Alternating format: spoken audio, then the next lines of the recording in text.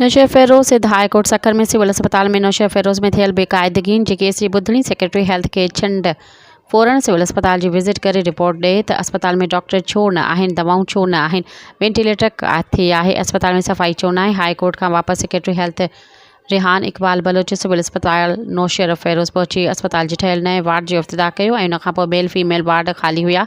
हिकु बि मरीज़ अस्पताल में न हो। शहरनि पाण सेक्रेटरी खे बार बार शिकायत कयूं त साए अंदर वार्डन में हलियो ऐं ज़िले अस्पताल आहे, हिकु बि मरीज़ न आहे, न ही एक्सरे मशीन आहे, लेबॉर्ट्री बि बंदि, एक्सरे मशीन जा फिल्म न आहिनि। ग़रीब माण्हू ॿाहिरां पैसा ख़र्च करे था एक्सरे कराइनि। 100 खां मथे डॉक्टर आहिनि मगर ॾींहं टाइम ते कुल डॉक्टर 10 बि ड्यूटी करण लाइ तयारु न आहिनि।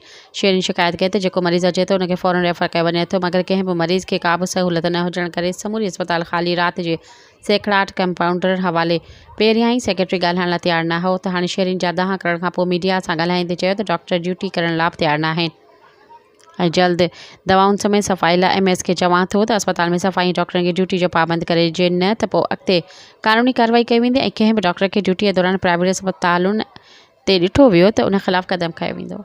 सब्सक्राइब कयो अवामी न्यूज़ HD खे ऐं ताज़ा तरीन ख़बरुनि लाइ ॾिसंदा रहो अवामी न्यूज़ HD।